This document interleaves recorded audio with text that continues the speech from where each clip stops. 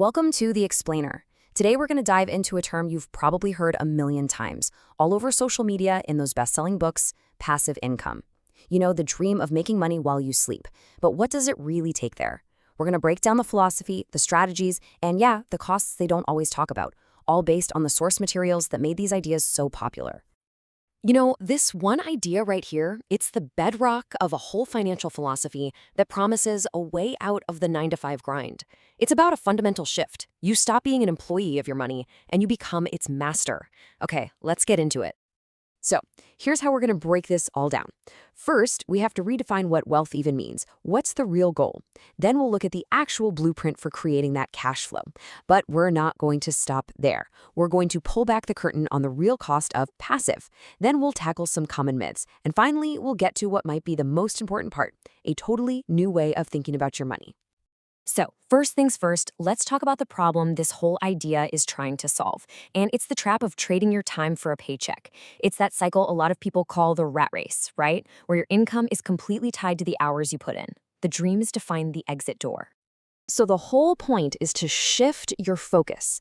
You move away from earning active income, from your job, and you start building sources of passive income. Look, the goal isn't to just quit your job tomorrow. It's about starting to build up that asset income, dollar by dollar, until you're just not dependent on that paycheck anymore. Okay, now this is a radically simple idea, but it is at the absolute core of this whole philosophy.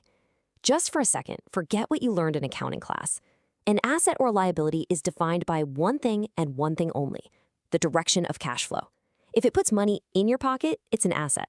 If it takes money out of your pocket, it's a liability. That's it. So simple. And this distinction right here is so important. You could be rich, right? You could have $1 million in your 401k. But if you still need your job to pay the bills every month, you're not wealthy. Not in this framework anyway. Wealth is a state of independence. It's when your assets are generating enough cash to cover your entire lifestyle. So, it all boils down to this one simple equation. This is the goal. It's not some vague idea of being rich. It's a clear mathematical finish line. When the income from your assets is greater than your monthly expenses, you've done it. You have reached financial independence. You are no longer dependent on a job. All right, so how do we actually do this? Let's look at the blueprint for building these income-generating assets. The sources really focus on two main categories that are just designed to pump out consistent cash flow.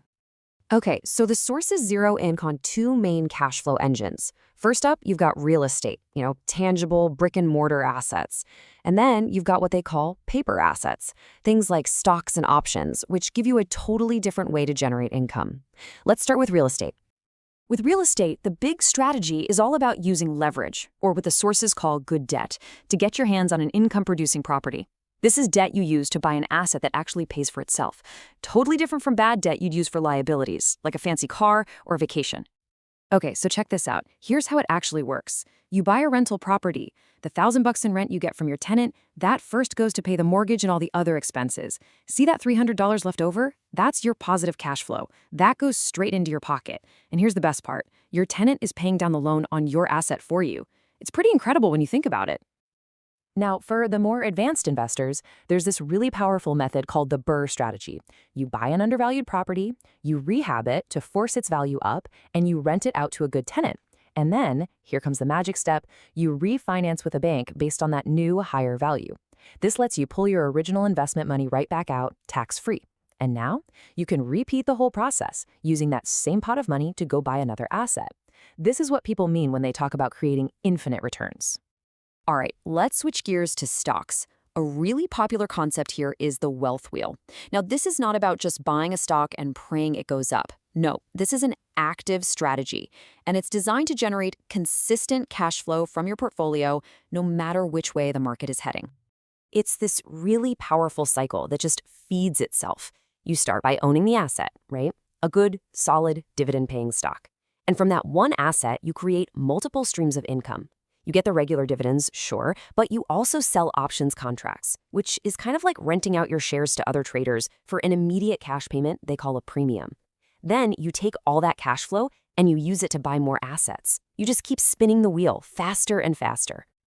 Okay, this all sounds pretty amazing, right? infinite returns, a wealth wheel spinning out cash. But, and this is a really big but, it leads us to the most critical question we're going to ask today. Is any of this actually easy? And the sources are super, super clear on this point. While the income stream itself can become passive over time, the process of building it, that is anything but. It takes active involvement, it takes constant learning, and it takes a whole lot of effort. You gotta think of it like an iceberg. The cash flow, the rewards, that's the part you see sticking out of the water. But underneath the surface, there is this massive hidden foundation of work. The education you need to even understand these strategies, the time it takes to find the deals, the capital to get started, and maybe the most important piece of all, the skill to manage all the risk involved. And this really gets to the heart of it. According to the sources, the biggest risk isn't a market crash, it's not a bad tenant, it's your own ignorance. Financial education isn't just an option if you want to go down this path. It's framed as the absolute essential cost of entry. Without it, you're not investing, you're just gambling. Now, to really give you the full picture, we have to talk about the controversies and the myths that are all over the place with these strategies. And the source materials themselves actually bring up some of these points, so it's really important we understand the fine print. So let's bust a few common beliefs that this philosophy just turns completely on its head. First, that classic line, your house is your biggest asset. The counterargument? Unless it's putting money in your pocket, it's a liability. Second, the myth that you need money to make money. The sources argue that if you find a truly great deal, the capital will find you. And finally, the goal of being completely debt-free. This philosophy draws a very sharp line between bad debt for liabilities and good debt used as a tool to acquire assets. And, critics point out some pretty significant discrepancies. Take the term phantom income.